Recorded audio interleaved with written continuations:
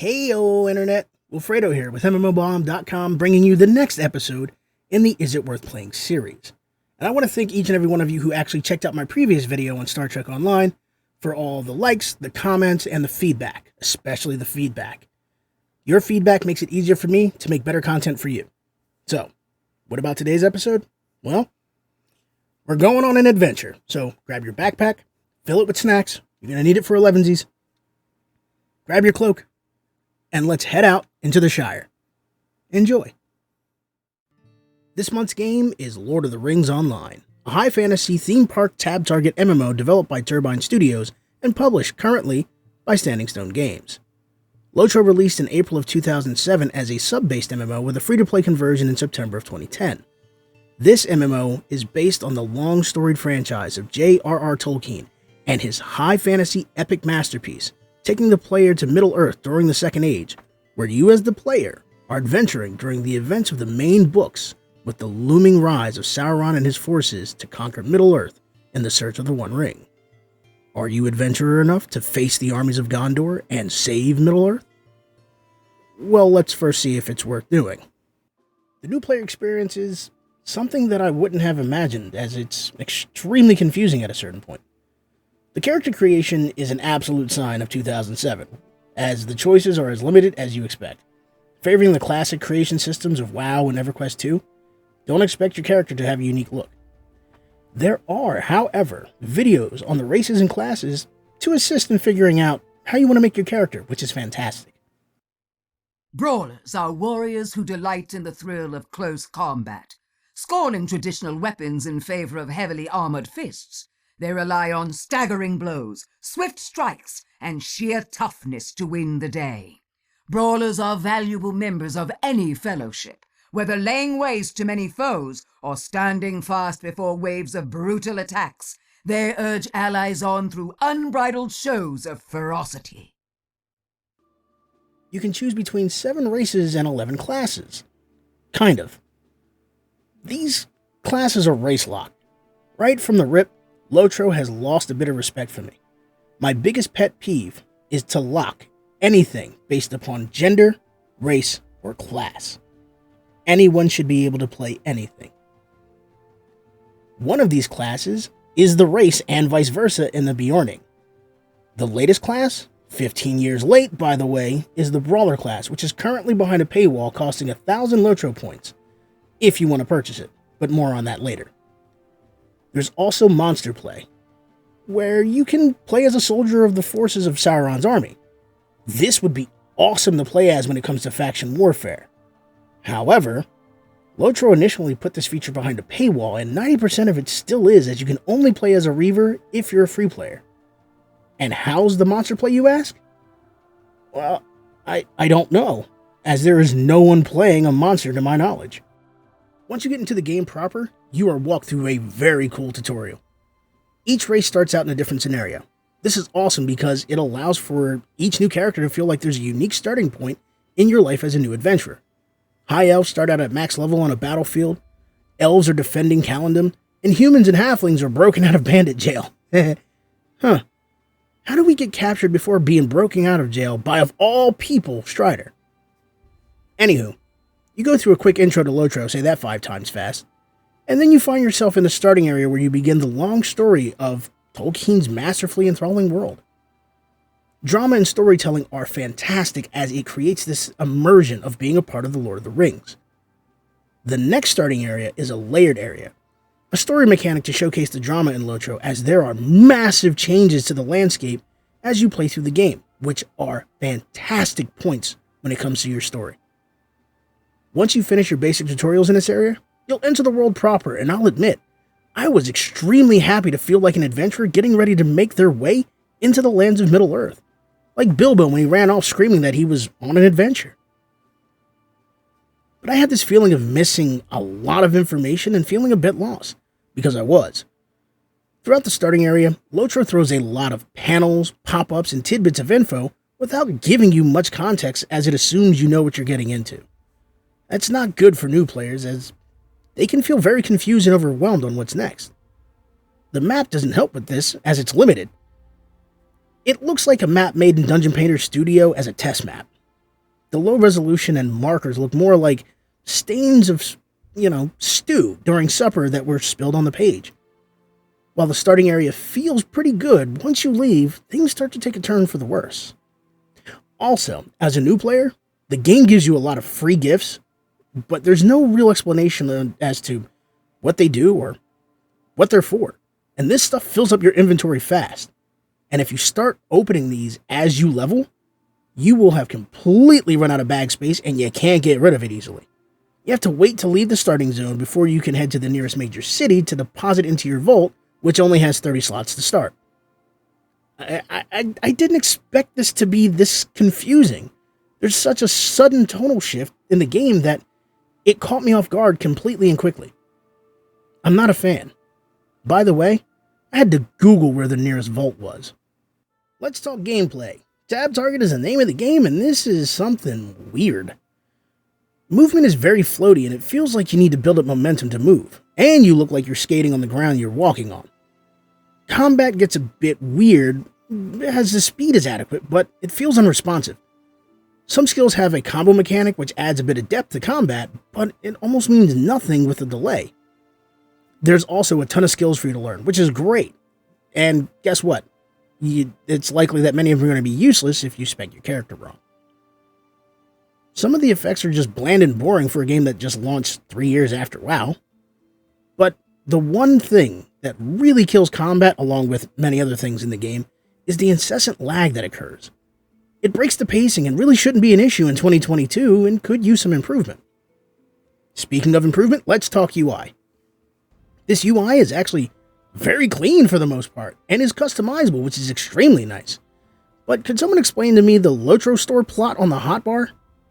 Is LOTRO desperate for money that bad that they need to make the cash shop a part of the hotbar? This is a huge turnoff for me, as there is no reason why I should be constantly reminded that I need to visit the cash shop every time I play the game. The UI also suffers greatly from the free minigame in LOTRO. It's called Panel and Menu Simulator, as LOTRO has panels and menus that would make a coder feel like they may need a few more screens just to keep track of something as simple as emotes. There is even a panel for your loot you haven't collected yet. Now, I'll admit, it is kind of handy to have your loot gathered in one spot for you for about an hour, so you can put more focus on playing the game instead of micromanaging your inventory every time you kill something. Unfortunately, the alert is off to the bottom right corner and kind of forgettable, as I forgot plenty of times that I had loot waiting. If implemented better, this could be the new standard for loot, which I would not be opposed to. Leveling is a grind. The XP crawl has been such a chore to plug through that I became frustrated with the game and took a few days off, thinking that I had fallen into the trappings of a neurodivergent mind. I was wrong. LOTRO is a grind, even with XP boosters. From what I experienced, you would have to complete every quest in an area before moving on to the next in order for the game to be a balance challenge, and there are tons of time-consuming boomeranging loops you can do to eviscerate any spare time you have. I decided to create a new character and use the level booster to get towards endgame, and I realized I had made a huge mistake. The level booster doesn't really work to your benefit, as the equipment you receive isn't that much better than the gear you had prior to the boost. You'd have to go back to where you started and just grind through the story to feel like your character is properly geared to your level. Man, I am really beating up on this game. Let me take a breath and find the good points in LOTRO. Some of the items in the free gifts you get are cosmetic and treat your new look with the stats of your previously equipped gear, which is cool as you can keep the look with all of the function. They also give you mounts pretty early on, which is dope, as many games of this era would force you to go find a trainer and buy a beginner mount and work your way up to better mounts, all along the way. But then you go to equip the mount, and then the game tells you that you need the riding skill. So I go online and try to find the trainer, and what? I have to pay for the beginner riding skill in the cash shop? How greedy can you be? You mean to tell me you give me a bunch of free stuff, mounts included, that I have to pay real money to be able to use? Alright, however, to the credit of LOTRO, they did allow you to gain LOTRO points by completing deeds in the game, so that is a plus, and it's only 95 LOTRO points. But to put something as critical as a mount skill behind a paywall is just wrong. Okay, I really need to find the good in LOTRO because I know it's here somewhere. Let's talk story, maybe, for a second. LOTRO puts you into Middle-earth just before the Fellowship takes place and then plops you into the world to become your own adventurer. Yeah. Finally, something redeeming about LOTRO. Being your own adventurer in this world is fun, as you are doing things your way while the main story plays out in the background. You're the focus. You are growing into someone of value in this world that is on the brink of an inevitable shift. You don't have to try to keep up with Frodo and Gandalf and Aragorn as they're doing their thing, even though you will run into many of the famous characters of the book. Gandalf actually narrates the load screens when major story beats are going on, and that does make it feel like your place in the world matters. Speaking of the world is surprisingly massive. There are no loading screens for the overland areas in the game that I've noticed, making the world feel very, very large as one place, allowing any traveler to go anywhere they please. Homes, caves, and story-centric places are instants, but you can still see other players within those walls, which does give you a feel of security from the outside world. The scenery may have been beautiful for its time, but it does feel kind of samey in most places, as the depictions of Middle-earth aren't known for eye-popping colors. But the atmosphere does have that Lord of the Rings feel, and you can get a lot of great role-playing out of it. By the way, role-playing is probably the best time to be had in LOTRO, as there is still a fairly active RP base, and there are plenty of emotes to choose from to add to the immersion, if you can unlock them all. Hey guys, so bad news, I don't have any PvP or group content, as when I queued up, nothing popped. It's one of those things where at this point in the game, if you don't have a group of friends, you're going to have to go out of your way to find a group so you can actually do group content or PvP. But that doesn't mean it's not completely empty or devoid of any other features. You definitely have crafting, you have hobbies, you have mounted combat, and you have player housing, both standard and premium. Premium comes with the subscription base. So there you go. And again, sorry. The LOTRO store is another ball of confusion. There are plenty of tabs to shop from with tons of items to purchase from, but some tabs only have a few items and other tabs have nothing at all. It's not something someone expects to see in the cash shop, and the items that can be found don't make the game pay to win at all. It makes it worse. It makes it pay to have fun. A lot of these items are mainly cosmetic, but there are writs and skills behind the paywall which stops any chance of truly enjoying LOTRO. The LOTRO points are also a bit weird as to their cash to point ratio, but not horrible, it's just perplexing. While this isn't the worst cash shop I've checked out, this one is unhinged and feels like it's been left in maintenance mode. So, with all of that, let's answer if LOTRO is worth playing in 2022.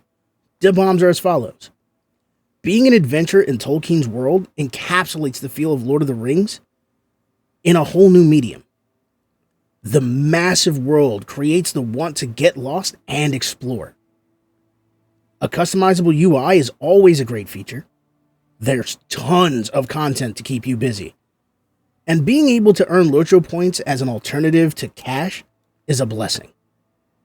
A-bombs make it feel like you're gonna be burned by the torch of Gondor. A grind-intensive game with a steep learning curve. The quest loop is dreadfully annoying. The low-res map is barely helpful in most cases. Combat and movement feels disjointed and delayed. There are way too many menus and panels. But the writing skill still being behind a paywall is just infuriating, and the cash shop is just havoc run amok. So with that said, I don't think it's worth playing Lord of the Rings Online in 2022. If you're seeking the nostalgia of the golden age of MMOs, sure, it works, but jump onto a WoW Classic server, or EverQuest 2, hell, even Rift if you want that pop. There was a lot of potential at one point, but I genuinely believe LOTRO fell victim to the notorious curse of publisher changes. I want to love LOTRO for all of its high fantasy glory, but I feel with so many publishers coming into and out of the life of LOTRO, LOTRO's on life support. And it saddens me because I do have a soft spot for Lord of the Rings. And to see something special just wither away due to years of befuddlement bothers me, and I can't suggest playing the game. LOTRO should follow Gandalf onto the ship with the elves, hobbits, and dwarves and head to the Undying Lands to live in the memories of those that enjoyed it. But hey, who knows what tomorrow will bring? What are your thoughts? Do you think LOTRO is worth playing in 2022? Let us know in the comments down below. Also, head over to MMOBomb.com for all the latest news, updates, streams, and giveaways in the realm of the multiplayer game. Stay safe, stay sick, and I'll see you guys on the other side.